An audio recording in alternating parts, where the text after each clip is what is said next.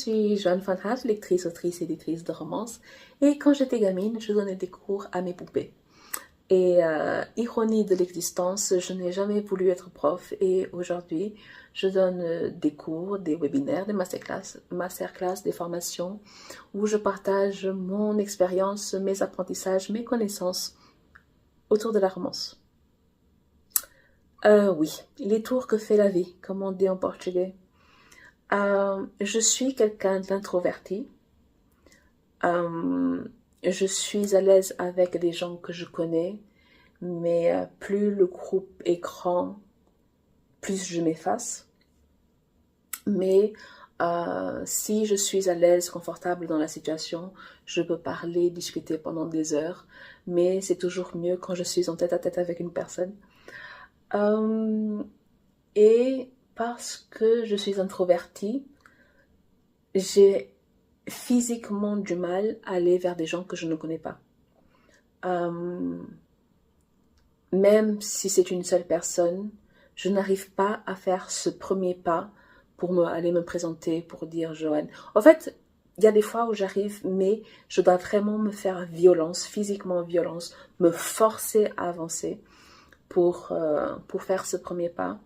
Et tout le long de ma scolarité, mes meilleures amies ont été des filles qui ont fait le premier pas. Elles ont toujours été celles qui se sont tournées vers moi, dit salut, je m'appelle une telle, comment tu t'appelles? Et ça a toujours été le cas, au primaire, au lycée, à la fac. Je me souviens par exemple au Portugal, j'étais au lycée en seconde, et j'avais déjà vécu au Portugal, mais 4 ans s'étaient passés, il y avait des gens qui m'avaient oublié parce que je suis oubliable. Et je sortais de la classe, d'une salle de classe, on venait d'avoir cours, et je ne sais pas ce que j'attendais. J'étais juste là, et il y a une de mes camarades de classe qui s'est tournée vers moi, qui s'est approchée de moi, et a dit « Salut, je m'appelle Nathalie, et toi comment tu t'appelles ?» Elle est devenue ma meilleure amie cette année-là.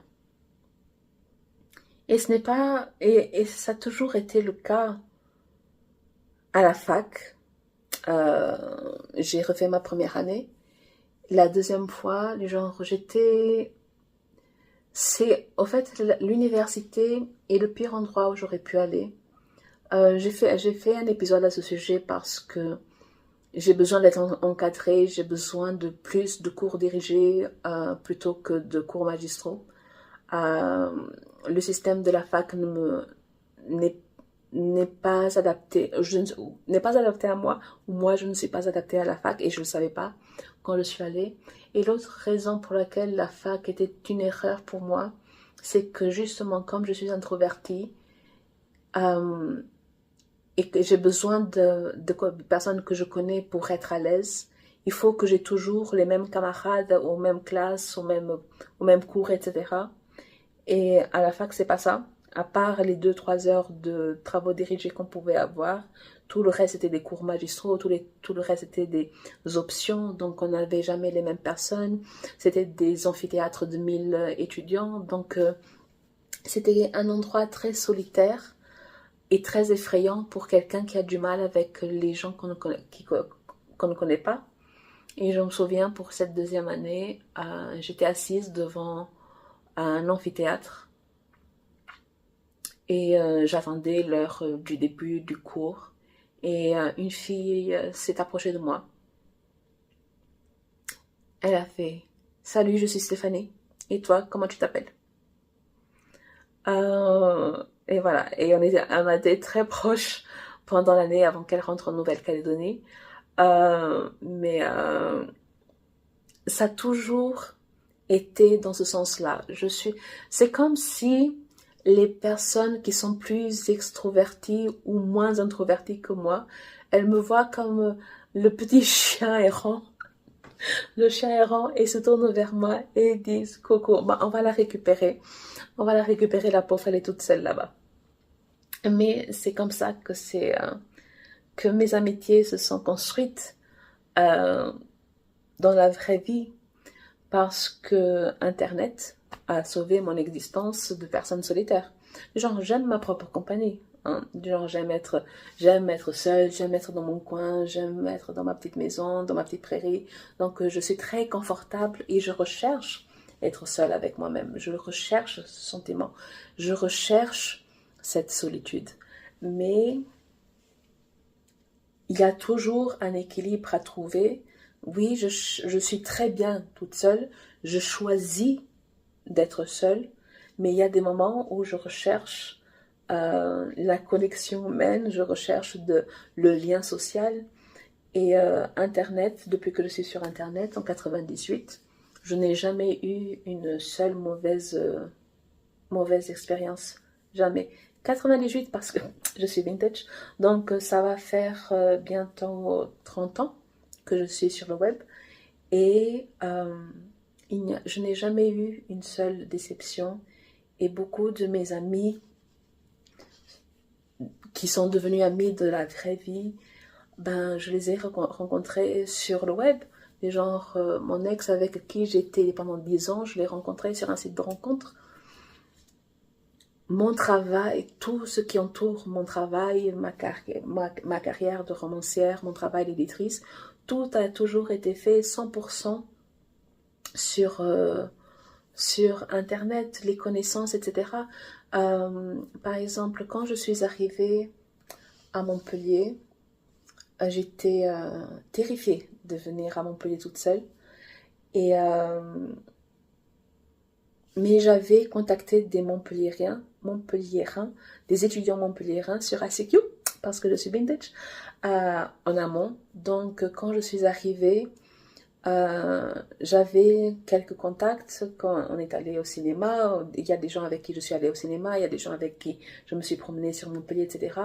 Mais ça a été plus facile de trouver ces personnes-là sur place parce que j'avais eu un écran qui m'avait fait donner ce premier pas. Derrière un écran, je peux faire tous les premiers pas, je peux contacter les gens, je peux prospecter, je peux me lancer. Je peux me jeter à l'eau derrière un écran parce que je suis protégée derrière un écran. Mais physiquement, c'est douloureux. Je dois me faire physiquement violence pour faire ce premier pas. Donc, Internet m'a sauvé la vie. En 30 ans, ça m'a sauvé la vie. Ça a transformé ma vie aussi. Je ne sais pas ce que je ferais sans le web. Et donc, oui, je suis très introvertie au point où, à l'école primaire, je ne me souviens plus en quelle classe exactement, on savait déjà lire, donc c'était pas le CP. Donc c'était soit le cours élémentaire quelque part, soit le cours moyen quelque part. Donc on était en Angola, j'étais en Angola. Et une des activités qu'on devait faire en cours, c'était qu'on devait prendre un album et aller lire à la maternelle. Donc c'était l'heure de la lecture et on était ceux qui s'occupions du genre qui s'occupait, on s'occupait de l'heure de la lecture et ça comptait dans la moyenne. Ah, les gens, j'étais pétrifiée. Et pourtant, c'était que des gamins de 3-4 ans, hein. Mais rien que l'idée de me mettre face à eux pour leur lire une histoire, mais c'était affreux. Et ça comptait pour la moyenne, pour le cours je crois que c'était le cours de français. Ça comptait pour la moyenne, c'était une activité qui avait une note. Et l'instit en maternelle devait après faire un compte rendu pour l'instit, pour mon instit à moi. Et je me souviens de son visage. Elle était super jolie, cette prof. Cette instit, elle était super jolie. Elle avait une énorme crinière blonde. Elle était comme une surfeuse. Elle avait une énorme crinière blonde. Et elle avait les yeux clairs, soit bleu, vert ou quelque chose comme ça, peut-être bleu. Elle était super jolie, super patiente, mais j'avais bien vu que ça n'allait pas. Je ne sais pas si j'ai tenu toute l'heure de lecture, parce que j'étais terrifiée par ces kremlins, Et donc, je suis repartie en classe. Et ouais, donc, mais bizarrement, quand j'étais chez moi, je donnais des cours à mes poupées.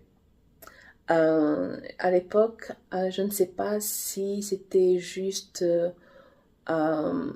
mon lit aussi, ma soeur, aussi je partageais encore la chambre avec ma soeur, parce que pendant un temps, on partageait la même chambre, mais à un moment où mon oncle vivait avec nous, mon oncle a déménagé, donc on a eu la chambre, une autre chambre vide, donc ma soeur a déménagé, mais je ne me souviens pas, non.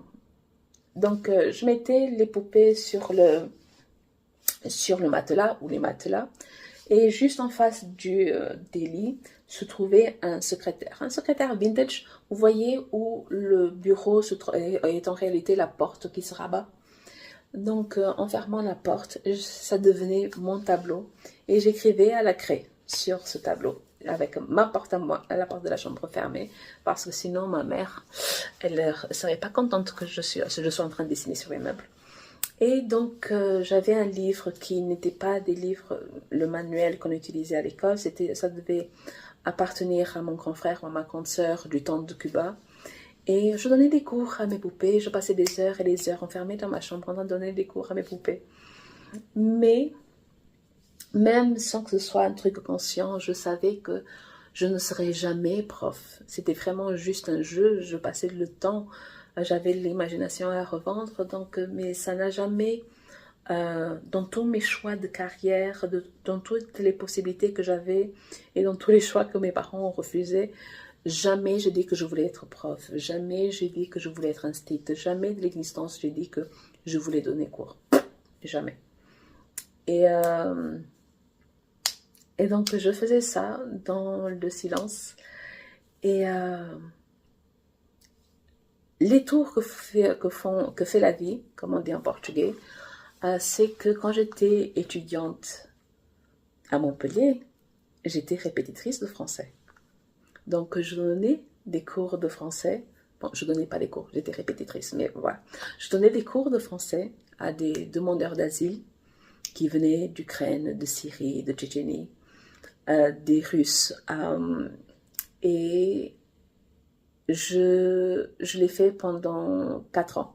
Donc j'étais répétitrice au Resto du Cœur. Et astuce, à un moment, je suis devenue responsable des clés. Donc c'est moi qui ouvrais les locaux. Et quand j'arrivais en premier, j'étais beaucoup plus à l'aise pour faire le travail. Mais la première fois que je suis allée avec une de mes meilleures amies. Et donc je n'étais pas seule pour me lancer. Je n'étais pas seule pour faire ce premier pas. Quelqu'un d'autre a fait ce premier pas et m'a entraînée avec. Et donc pendant 4 ans, j'ai été répétitrice au Resto du Cœur. Les aléas de la vie, les tours que fait la vie, bisque. Quand j'étais en Angola, j'ai donné des cours de français dans une école hôtelière. On cherchait quelqu'un qui pouvait donner des cours de français à niveau débutant. Donc, on me fournissait le matériel pédagogique, etc. Donc, je m'en occupais. Et vu que je n'avais pas les certifications pour, je n'avais pas les diplômes pour, mais j'ai fait toute ma scolarité en français. Je suis romancière et j'ai toujours écrit en français, quoique à une ou deux exceptions près. Donc, c'était des qualifications suffisantes pour donner des cours en niveau débutant. Donc, j'étais la petite fille qui donnait des cours à ses poupées, mais qui ne voulait pas être prof. Mais je me suis retrouvée répétitrice pendant 4 ans. J'ai donné des cours pendant 1 an. Et non, pas pendant 1 an, mais pendant une session. Et mais encore une fois, du genre, c'était pas ce que j'avais prévu pour ma carrière. Je sais pas ce que j'avais prévu dans mon avenir, du genre, l'opportunité était là, je l'ai saisie, mais vraiment, ce n'était pas ma première option. Du genre, j'ai toujours télétravaillé, j'ai toujours travaillé dans l'édition, donc je ne pensais pas que j'allais donner des cours, que j'allais être payée pour donner des cours. Je ne pensais pas, je n'avais rien fait pour que ce soit le cas. Et aujourd'hui, Éditrice indépendante, je pensais que j'ai commencé en 2020, janvier 2020, juste en proposant des services éditoriaux. Je faisais juste l'accompagnement du suivi éditorial. Je m'occupais de manuscrits, etc. Mais je n'avais rien prévu d'autre que ça.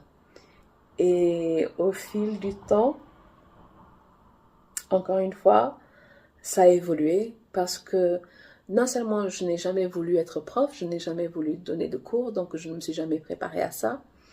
Et j'ai commencé à suivre des formations en ligne en 2017. Et c'est une addiction, hein, les gens. Du genre, il faut que, par exemple, l'année dernière, il m'a fallu que je note dans mes objectifs de l'année ne pas acheter de nouvelles formations. Parce que c'est tellement, on a toujours envie de savoir plus, d'apprendre plus, de plus, de plus, de plus, de plus. Et on a toujours envie de plus et on n'applique pas. On avait juste envie d'apprendre. Et c'est quelque chose que je n'avais pas, même quand j'étais à la fac. Parce que là, je choisissais les thèmes que je voulais, j'étais appliquée, etc. Mais ce n'est pas la même chose qu'à la fac. À la fac, je subissais. Mais quand j'ai repris mes services en 2020, parce que j'avais fait une pause avant, j'étais correctrice, j'ai arrêté pendant 3-4 ans, et quand j'ai repris, déjà je ne voulais pas être correctrice, je ne voulais pas redevenir correctrice, et de deux, je n'avais plus le niveau pour être correctrice. J'étais depuis trop longtemps en Angola, j'étais depuis trop longtemps loin de toute immersion française, francophone. Je n'avais pas le niveau pour redevenir correctrice. Je n'ai plus le niveau, je n'ai pas et j'ai jamais récupéré le niveau. Donc, je ne voulais pas le redevenir, je ne voulais pas me reformer pour. Mais peu importe mon niveau de français aujourd'hui, travailler un manuscrit, travailler une histoire, tu peux le faire dans n'importe quelle langue, peu importe ton niveau, peu importe ton accent, peu importe tes erreurs de syntaxe, parce que c'est pas toi la correctrice. Et donc je faisais ça, et je me disais ouais mais je vais jamais donner le cours. C'était pas prévu parce que je ne voulais pas être prof, je ne voulais pas donner les cours. C'était très bien les formations, mais je n'ai rien à dire en formation, je n'ai rien à raconter. Et après, il y a tellement de gens qui sont tellement plus académiques, tellement plus dogmatiques que moi, etc. Donc, qu'est-ce que je vais faire avec une formation? Et donc, je reprends mes services en 2020 en m'occupant du fond plutôt que de la forme. Et un an plus tard, en février 2021, je suis en train de suivre un challenge, encore une formation, un challenge de 5 jours. Et je me suis dit, mais j'adorerais proposer un challenge de 5 jours pour l'écriture. Mais quoi exactement? Mais comment je vais raconter? Moi qui n'aime pas, je n'aime pas ces affaires de technique narrative, de structure, de grands concepts, etc. Mais comment je peux faire ça? Et alors, je me suis dit, bon, bah, je pourrais traiter de romance. À l'époque, j'étais plutôt éditrice généraliste. Je m'occupais de fantaisie, de romance, même si la majorité de mes clientes étaient autrices de romance. J'avais beaucoup de fantaisie qui n'était pas de la romance. J'avais de la littérature générale, etc. Mais à ce moment-là, j'ai dit, si je faisais un challenge pour expliquer comment écrire une romance et comment écrire une romance, comment préparer sa romance très vite, quels sont les codes de la romance, etc. Et c'est à ce moment-là très précis que j'ai décidé que j'allais me concentrer sur la romance, non seulement en tant qu'éditrice, mais en tant que romancière, parce que j'ai toujours écrit de la littérature générale, de la fantaisie, etc. Donc à partir de ce moment-là, je me dis, je vais me consacrer exclusivement à la romance. Et donc j'ai créé le Bootcamp Romance, la première génération. C'était un challenge de 7 jours et je donnais un cours live tous les jours pendant 7 jours. C'était gratuit. Et donc j'avais lancé ça. Et quand j'ai terminé le bootcamp, j'ai décidé de retravailler les cours que j'avais donnés et de les enregistrer. Et ma première formation est née. Donc, la fille qui donnait des cours à ses poupées mais ne voulait pas être prof, qui ne voulait pas être instite, qui ne voulait pas donner des cours à des gens vivants, mais qui a été répétitrice au Resto du Cœur, qui a donné des cours dans une école hôtelière, eh bien, cette fille a commencé à donner des cours de romance, sur la romance, à des gens vivants. Et voilà. Les tours que fait la vie, terre. J'ai donc proposé cette formation qui s'appelait Bootcamp Romance, normal. En 2022, j'ai proposé une V2 et là j'ai fait autrement. J'ai décidé que parce que y a des personnes qui sont intéressées par certaines thématiques mais qui n'ont pas besoin de tout des autres, du genre aussi je te parle des codes de la romance mais tu connais les codes de la romance, etc. Toi tu es juste intéressé par les personnages, ben tu vas juste prendre la masterclass sur les personnages. Donc j'ai fait que j'ai décomposé ma formation en masterclass thématique qu'on pouvait acheter à l'unité. Et donc, la V2, c'était une formation composée de masterclass. Mais à la fin de 2022, je me suis rendu compte que les masterclass, c'est pas...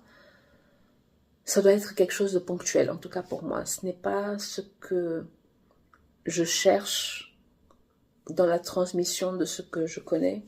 C'est un format très limitant, très limité, parce que je peux être très bavarde et donc j'ai besoin d'espace pour raconter tout ce que je veux raconter. Et une masterclass, je faisais de mon mieux pour être entre 1 heure et 1 heure et demie et c'était pas suffisant. Du genre, si on me suit en webinaire et on sait que quand je dis que je commence à 21 h, on terminera quand on terminera et je fais de mon mieux pour aller au plus vite. Mais 1 heure, ce n'est pas suffisant. J'ai testé, je n'ai pas réussi. Donc, pour les masterclass, c'était monté, répété, scripté, etc. Donc, je faisais au mieux. Mais j'étais très frustrée par le format. Et à la fin de 2022, j'ai décidé que j'allais liquider mes masterclass et que j'allais faire une V3 de la formation en version normale pour la formation, du genre un suivi vraiment complet, du genre etc. avec des modules, mais vraiment j'ai eu besoin d'un peu de temps pour trouver l'axe que je voulais, pas juste voici les personnages, voici les codes, voici le décor, voici etc. Mais ça m'a pris plusieurs mois et j'ai trouvé pour la V3, j'ai créé du pitch à la romance où mes modules allaient dans l'ordre dans lequel moi je construisais les romances. Donc, quand je parlais par exemple de relations amoureuses, je parle des piliers de relations amoureuses, la communication, l'émotion, la séduction. Et seulement après avoir abordé tout ça, je parle de la rencontre. Alors qu'il y a des gens qui vont parler de la rencontre avant, etc. Mais non, parce que tous les exercices que je propose en communication, en émotion, etc. seront utiles pour qu'on travaille la rencontre. C'est quel type de rencontre? C'est une rencontre entre deux collègues, entre deux amis, entre deux personnes qui ne s'entendent pas. Mais pour savoir quel type de rencontre, on a déjà travaillé de la personnalité, on a déjà travaillé tout ça.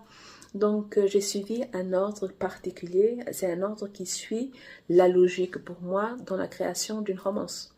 Donc, par exemple, je commence avec le décor. Parce que quand tu commences la lecture d'une histoire, on te plante dans un décor, dans une routine, dans une situation. Et c'est seulement après qu'on a la romance. Donc, j'ai les personnages, j'ai le décor, et après, j'ai l'histoire d'amour. J'ai la relation amoureuse. Et donc, c'est comme ça que j'ai créé du pitch à la romance. Mais en tournant l'intégralité de la formation, je savais déjà à ce moment-là que je n'allais pas faire de formation, que c'était la dernière. J'allais faire une mise à jour parce que si je trouve un meilleur moyen d'expliquer les choses, je le fais. Mais je savais que ce serait ma dernière formation parce que, encore une fois, c'est une question de format, ça ne m'allait pas. Et en 2023, toujours, j'ai commencé à préparer des livrets des livrets où je concentrais des conseils d'organisation, de construction, des conseils pour écrire des romances, pour des tropes, etc. Et en 2024, ces livrets se sont transformés en anti-sèches.